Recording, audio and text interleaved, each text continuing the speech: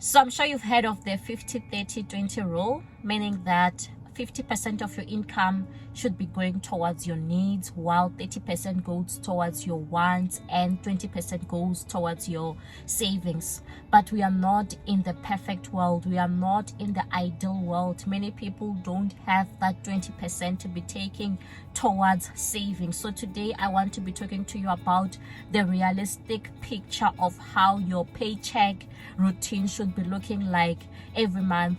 So I remember when I started working over 10 years ago, when I got paid the first time, I was so happy that I have a lot of money. I felt like it was a lot of money because I was still a trainee and I did not have any commitments at that time. I did not have any debt commitments at that time. So my major expense was just rent, and then I just had to buy clothing for work and groceries. So I didn't have much commitments until I bought my car. I did not know that after buying my car, now I will feel so poor. So after buying the car, it means that now I had to pay the monthly installment. There was insurance to pay. Now I had to pay petrol, and then some months you'd find that my tires, maybe they need replacement because I've bumped a pothole, or some months I would be involved in an accident and I still have to pay the excess. So that's when I realized that I don't have things under control. Like, I don't have much money. I was just breaking even. What I was making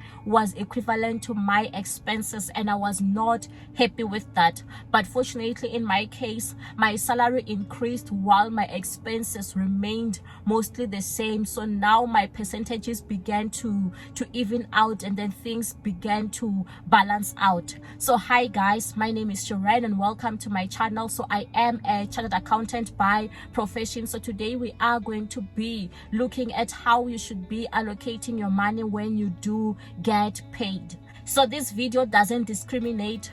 So whether maybe you've just started working, you don't have much financial commitments, or you are already overly committed in terms of your debt, or maybe you are self-employed or you are running a business, this video is for you. So the first thing that you should be doing when you get your paycheck, or even before you get your paycheck, is to calculate your base point, or to calculate your reference point. What do I mean by this? So know how much is your total income per month and how much are your expenses. So know how much are you paying on rent, how much are you spending on food, how much are you spending on transport. So know exactly where your money is going and do those calculations. How much are you spending towards your needs, how much are you able to save per month. Do those calculations. Number two, so calculate how much are you spending on each item. So how much are you spending on your mortgage, or how much are you spending on your rent versus your net income. So calculate the percentage. So ideally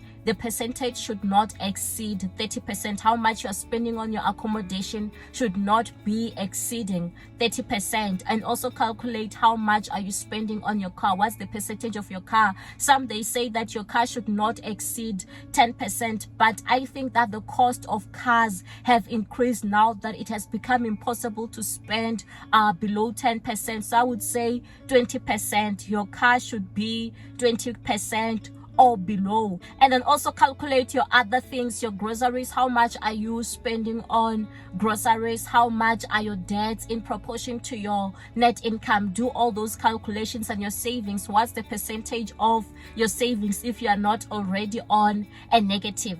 So I also remember when I bought my second car, now I felt like I'm no longer able to meet my monthly savings target because now I was paying so much money on that particular car.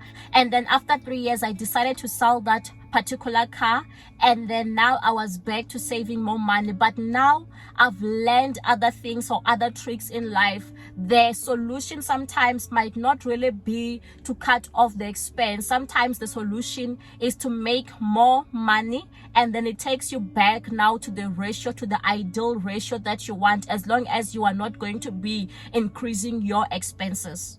Number 3, it's important to write up your 12-month financial goals. What are your financial goals? Do you want to close off certain debts? Do you want to be buying furniture? Because in my case, we have moved into a new house, and this house needs a lot of work. It also needs furniture. So now I also have to be incorporating that into my year plan, into my financial goals. What do I want to be achieving? Some of you, maybe you might want to buy something cash, or some of you might want to be getting approved for something, because once you have that full picture of how your current looks like and how you want your entire year to look like, it will also be able to prepare you mentally and also be able to give you direction on how you should be spending your money or saving your money. Number 4, it's important now to take some of the money that you are receiving and putting it into a savings account. Transfer it into a savings account so that you do have money for those emergencies. It just feels good knowing that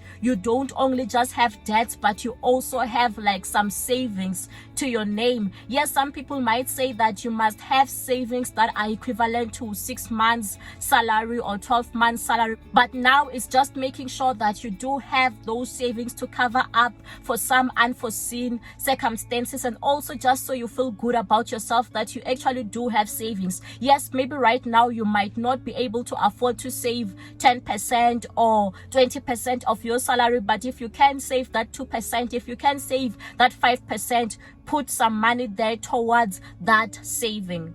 And if you can, put it into an interest-bearing account so that it can be earning some form of interest, so that it can also be compounding and making you much more if you haven't used up the money. And it's also good to just transfer that money into an account that you don't have easy access to, but also when you do want the money, you do have access to. So maybe it might be like where you need to put in like a 24-hour notice or 48-hour notice. It's much better that way, because if it's just sitting right into your normal check account or where you are doing your day-to-day purchases, you might get tempted to use that particular amount. But if it's in a notice account, you might wait a bit before you decide to use that money. You will really use it only if it's an emergency or you need to be using it. Number 5, it's important to work towards settling your debts first. Also, that is important. Yes, you are putting a bit towards your savings, but also work on closing off some debts, because the money that you are going to be making on your savings, it's less than what you are paying on your debts, because the interest on savings is much lesser compared to the interest that you are paying on certain forms of debts, like your credit card. Your credit card can be as high as maybe even 20%, while what you'll be earning on your savings or your investment is much lesser. Maybe it's only 5% or less. So if you want to know which debts you should be prioritizing first, it's important to make a list. So start with the first one, who is the creditor. List who is the creditor, and then you list what is the outstanding amount, and then you list what is the interest rate, and then you list what is the monthly amount that you have to pay, and also list what is the remaining term on this loan.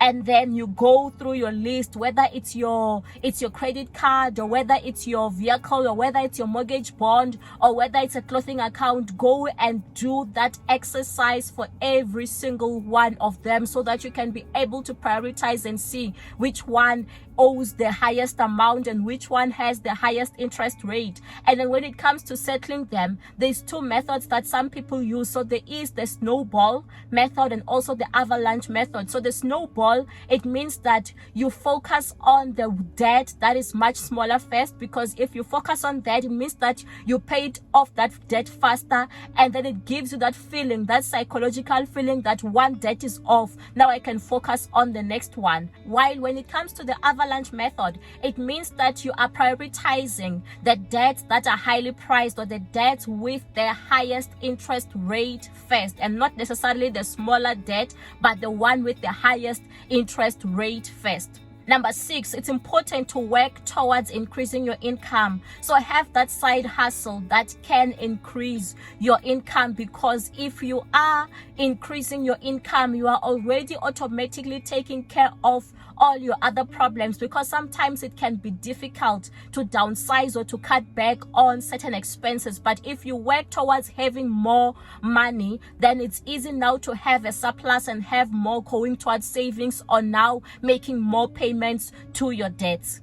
Number 7, structure all your payments to be after your pay date. So if you have payments which are so scattered throughout the months, talk to the lenders, talk to whoever, talk to your Wi-Fi people so that they move the dates to beyond your pay date. So maybe if you do get paid on the 31st, talk to them maybe to deduct on the 1st of the month instead of maybe deducting on the 25th or deducting on the 15th. It just makes things much easier. And it's important to make sure that you pay on time, because that reflects as well on your credit score or on your credit report. So pay all your debts on time, pay your rent on time, pay your mortgage on time, pay your credit card on time.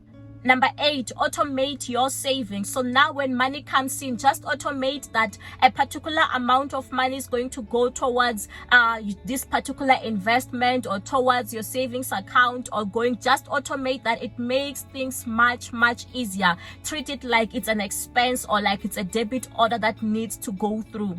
Number 9, then spend per your budget. So it's important to prepare that budget and then spend according to your budget. Make sure also that money that you are receiving, it lasts you the entire month. Number 10, reconcile. Do a reconciliation. Check how much did you spend versus how much you had budgeted to spend, so that you can be able to know and learn from it, and also see if you need to be doing adjustments to your budget or adjustments to your spending habits, or what you can be doing going forward to make sure that you do have enough money to last you the entire month, and also you are building towards your wealth. So some people might ask, what about investing into your Roth IRA?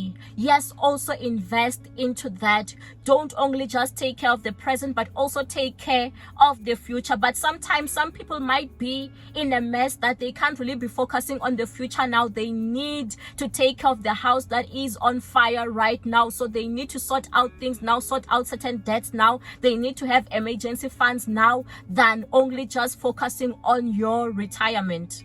So if you like this video, don't forget to like, subscribe, to hit that notification bell, and also to comment on this video.